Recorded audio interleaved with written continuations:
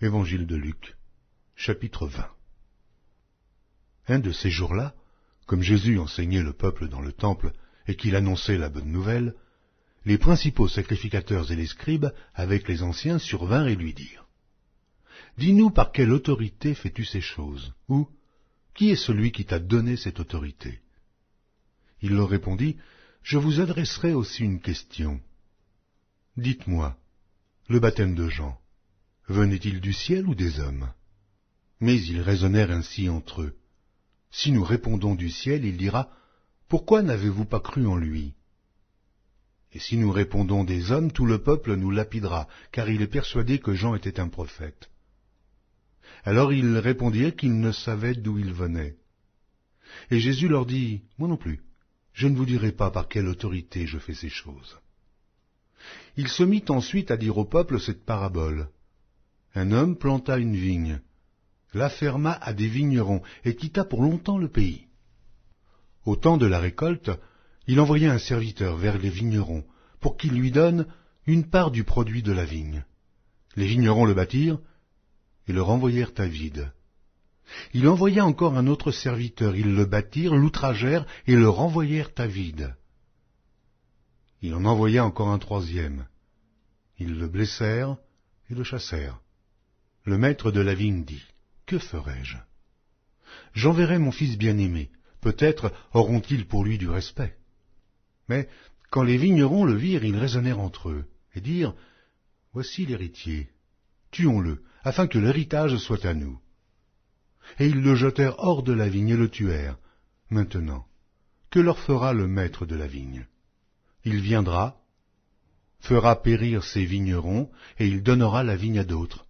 Lorsqu'ils eurent entendu cela, ils dirent : « À Dieu ne plaise. » Mais, jetant les regards sur eux, Jésus dit : « Que signifie donc ce qui est écrit ? La pierre qu'ont rejetée ceux qui bâtissaient est devenue la principale de l'angle. Quiconque tombera sur cette pierre s'y brisera, et celui sur qui elle tombera sera écrasé. » Les principaux sacrificateurs et les scribes cherchèrent à mettre la main sur lui à l'heure même, mais ils craignirent le peuple. Ils avaient compris que c'était pour eux que Jésus avait dit cette parabole. Ils se mirent à observer Jésus, et ils envoyèrent des gens qui feignaient d'être justes pour lui tendre des pièges, et saisir de lui quelques paroles, afin de le livrer aux magistrats et à l'autorité du gouverneur.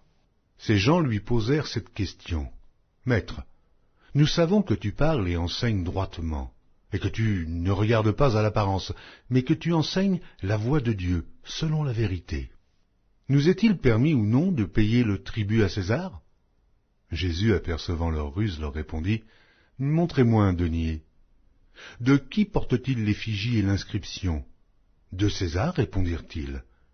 Alors il leur dit : « Rendez donc à César ce qui est à César, et à Dieu ce qui est à Dieu. » Ils ne purent rien reprendre dans ces paroles devant le peuple, mais, étonnés de sa réponse, ils gardèrent le silence.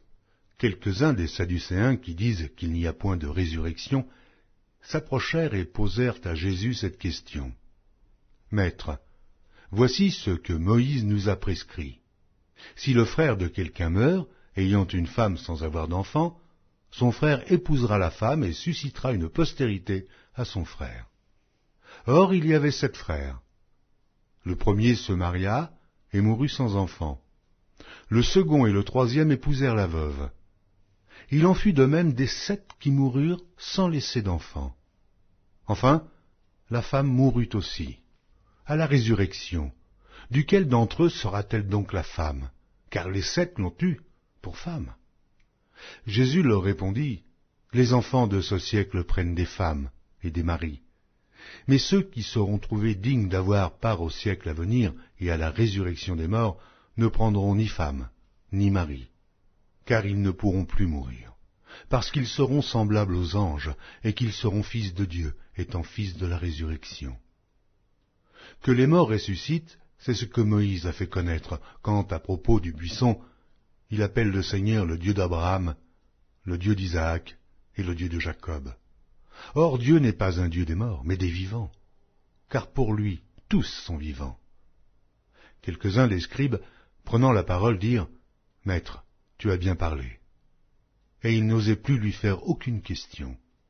Jésus leur dit « Comment dit-on que le Christ est fils de David ?»